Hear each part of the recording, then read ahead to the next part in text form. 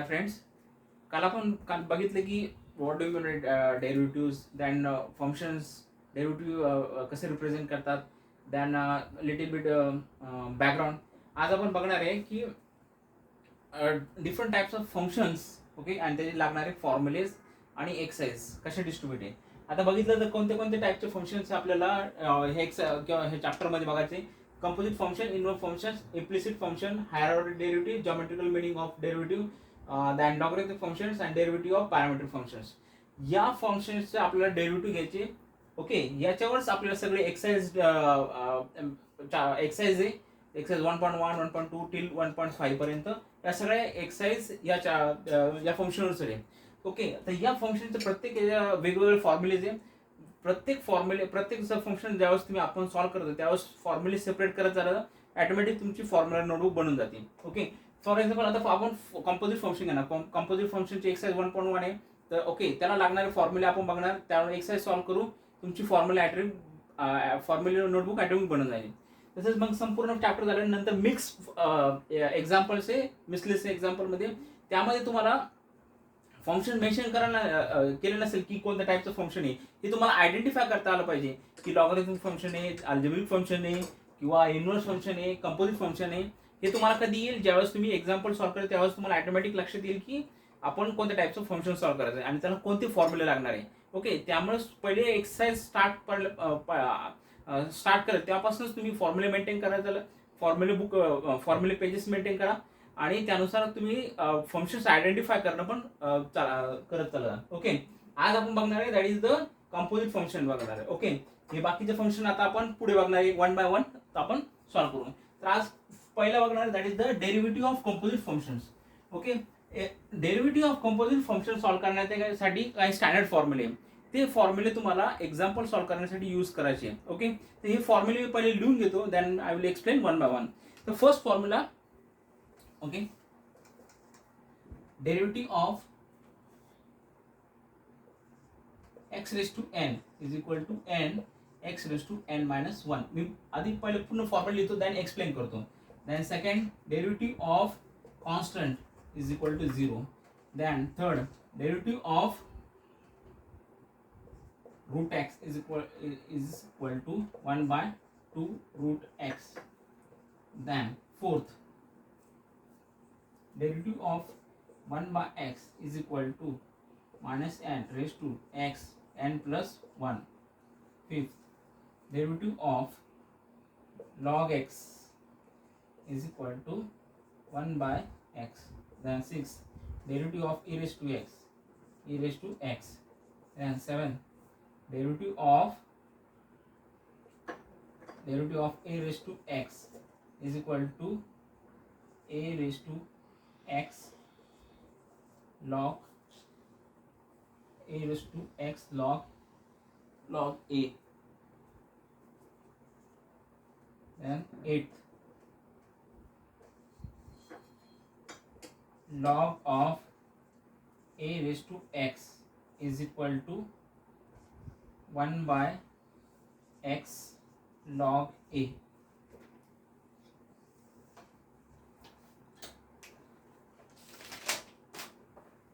Then 9, derivative of sin x, and derivative of cos x, 11, derivative of tan x, 12, derivative of cot x, 13, derivative of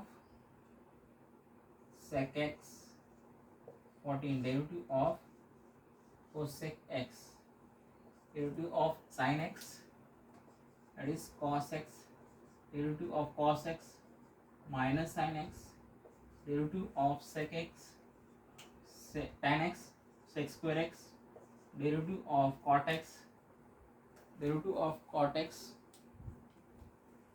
minus cosec square x, then derivative of sec x tan x, then derivative of cosec x minus cosec x into cot x. Okay, हे झालं आपले derivative.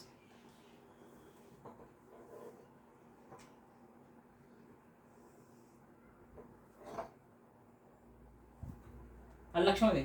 Okay, तर आता एक formula थोडं explain करतो, मग आपण लगेच एक्सरसाइज सॉल्व्ह करायला स्टार्ट करू. That is derivative of x race to n is equal to n into x race to n minus one. या टाईपचे एक्झाम्पल म्हणजे फॉर एक्झाम्पल सी, जर तुमचं एखादं फंक्शन असेल y is equal to x race to five असे example असेल. Okay, y raise to x race to for example एक फंक्शन आहे. फंक्शन मी कसं रिप्रेझेंट करतो, that is y is equal to x race to five असं एक function आहे. तर एक्झाम्पल हे फॉर्म्युला कसा यूज करायचा, हा एन तुमचा 5 आहे आणि एक्स आहे, therefore d y by d x is equal to 5 पुढे घ्यायचं, दॅट इज 5 एक्स आणि 5 ला एक ना मायनस करायचं, that is the 5 minus 1, that is the d y by d x is equal to 5 into x race to 4. हे झालं तुमचं answer. Understood. That is x race to n, त्याचा derivative असं घ्यायचं. Second, that is derivative of constant is always 0. म्हणजे तुमचा for example कोणता 5 कोणते पण नंबर असेल 5, 6, 7, 10 तर त्याचा डेरिव्हेटिव्ह काय येतो 0 येतो. Okay, derivative of root x is 1/2 root x. Okay, आता फक्त डायरेक्ट मी तुम्हाला हा फॉर्म्युला डायरेक्ट दिलेला आहे, पण कसा आला ते मला इथं ब्रीफ मध्ये सांगतो. ओके सर, म्हणजे तुम्हाला डायरेक्ट यूज करता येईल. That is derivative of root x is 1/2 root x. कसं आहे दॅट इज द, आपण रूट एक्स ला कसं लिहू शकतो, that is the x raise to 1/2. Understood. लक्षात घ्या, रूट एक्स ला 1/2, then cube root of x ला आपण कसं लिहू शकतो, that is x race to 1/3. लक्षात ठेवा, हे ज्यावेळेस तुम्ही एक्झाम्पल सॉल्व्ह करतो त्यावेळेस तुम्हाला हे मॉडिफिकेशन आलं पाहिजे. तर root x is equal to आपला हा फॉर्म्युला बनायचा. Okay, root x is equal to त्याला कसं लिहू शकतो, that is x raise to 1/2. मग आपण काय करतो, दॅट इज द माझं काय आलं तर वाय इज इक्वल टू फंक्शनला काय होतं x raise to 1/2. X raise to 1/2 म्हणजेच काय एक्स रेस टू एन आलं ना. आता एन तुमचा काय आहे 1/2, therefore d y by d x is equal to हा पुढे घ्यायचं, that is the 1/2 into x raise to 1/2 minus 1. Simplify कर, ज्याला जमत नाही ते बघा. 1/2 मायनस 1 म्हणजेच काय, याच्या डिनॉमिनेटर काहीच नाही, क्रॉस मल्टिप्लाय करायचं. 2 इथं जाईल, 1 मायनस 2 किती तुमचा इज इक्वल टू 1 मायनस 2 किती बनेल तुमचा, that is 1 minus 2 upon 2 is equal to minus 1/2. म्हणजे तुमचा d y by d x किती बनेल तुझं 1/2. तसंच ठेवायचं 1/2 एक्स रेस टू 1 मायनस 1/2. आता मायनस 1/2 ही मायनस 1 आहे, तर डिनॉमिनेटर तो प्लस बनेल, that is equal to 1/2 upon x raise to 1/2 plus मध्ये घेतलं. आता एक्स रेस टू 1/2 आहे, म्हणजेच आपण एक्स रेस टू 1/2 ला आपण रूट एक्स लिहू शकतो, that is the x raise to 1/2 root x. X raise to 1/2 root x. आता डायरेक्ट फॉर्म्युला तर डायरेक्ट यूज करायचं. 1/√x चा फॉर्म्युला काय 1/2 root x. X race to 1 upon x ला काय लिहितो minus n upon x race to n plus 1. ते पण सिम्पल आपल्याला सॉल्व्ह करता येईल. दॅट इज द, जर वाय फंक्शन घेतलं एक्स रेस टू काय म्हणतात तुमचं 1 अपॉन एक्स आहे, 1 अपॉन एक्स. त्याला जर मी सिम्प्लिफाय केलं तर फंक्शन काय बनेल तुमचं, that is x y is equal to 1 upon x race to 1 येते. ओके, तर वर घेतल्यानंतर तो काय बनेल y, that is x race to minus 1 बनेल. तुमचं एन काय आहे मायनस 1 आहे, तर ते थोडं सिम्प्लिफाय केलं तर तुम्हाला हा फॉर्म्युला मी सॉल्व्ह करत होतो, म्हणजे तुम्हाला एक आयडिया येऊन जाईल.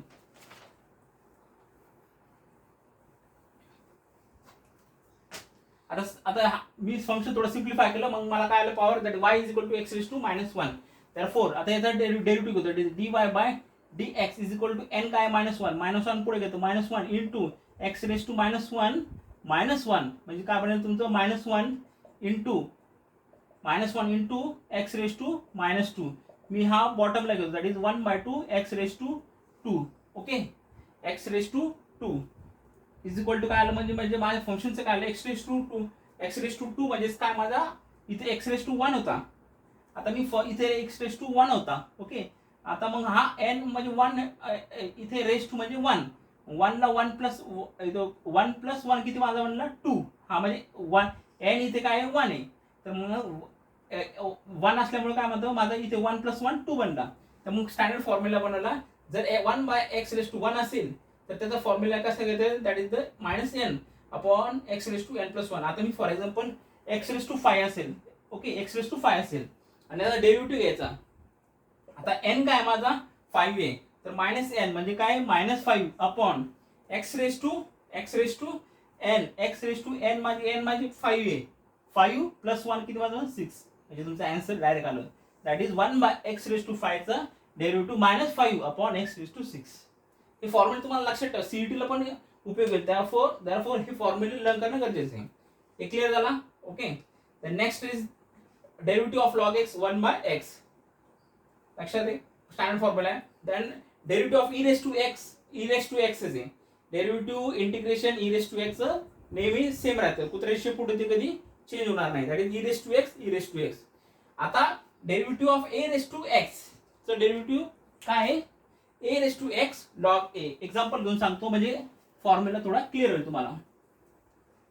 आता ए रेस टू एक्स, ए म्हणजे तुमचा हा नंबर आहे 4 5 6 7 आणि एक्स हा तुमचा व्हेरिएबल आहे. म्हणजेच काय, ए रेस टू समजा for a raise to 5 raise to function घेतो y is equal to 5 raise to x आहे. अंडरस्टूड, 5 रेस टू एक्स आहे. आता इथे 5 माझा नंबर आहे आणि हा एक्स व्हेरिएबल वर गेला. मग याचा डेरिव्हेटिव्ह कसा घ्यायचा, that is the dy by dx is equal to direct formula use करायचा. That is a raise to x, a म्हणजे माझ्या 5 raise to x into log a log of a माझा काय 5, डायरेक्ट फॉर्म्युला. अंडरस्टूड. एखाद्या नंबरच्या वर जर variable असेल तर त्याचा number variable into log 5, standard formula use करायचा. देन आता नेक्स्ट ट्रिग्नोमेट्री फंक्शनचे आपण डेरिव्हेटिव्ह बघू. साइन एक्स चा डेरिव्हेटिव्ह कॉस एक्स लर्न करायचा. कॉस एक्स चा derivative minus sine x minus हे लक्षात ठेवा. टॅन एक्स चा सेक स्क्वेअर एक्स, कॉटचा minus cosec square x, tan सेकचा सेक एक्स टॅन एक्स, कोसेकचा minus cosec x into cot x.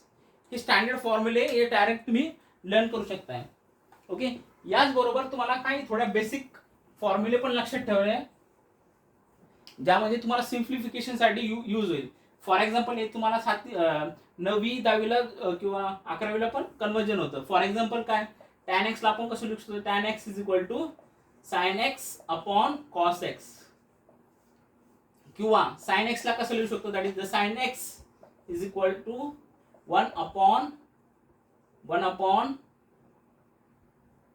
Sine x tan x, sine x upon cos x, then sine x is equal to 1 upon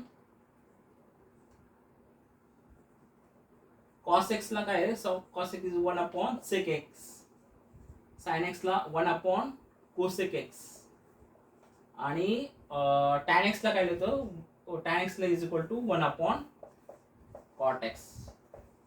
हे basic conversion आहे, लक्षात ठेवा. Example solve करण्यासाठी तुम्हाला use होईल. आणखी that is the root x ला कसं रिप्रेझेंट करू शकतो, that is x raise to 1/2 किंवा cube root of x is equal to x race to 1/3 असं आपण लिहू शकतोय. ओके. किंवा एक्स रेस टू 1/3 ला आपण क्यूब रूट ऑफ एक्स लिहू शकतोय. ज्यावेळेस तुमचं आन्सर तुम्हाला जर मॉडिफाय करायचं असेल किंवा लास्ट स्टेपला आणायचं असेल तर हे मॉडिफिकेशन किंवा हे कन्वर्जन थोडं लक्षात ठेवा. अंडरस्टूड. हे झाले फॉर्म्युलेज. आता आपण एक्सरसाइज नेक्स्ट लेक्चरमध्ये एक्सरसाइज सॉल्व्ह करणार आहे याच फॉर्म्युला बेसवर. ओके. थँक्यू.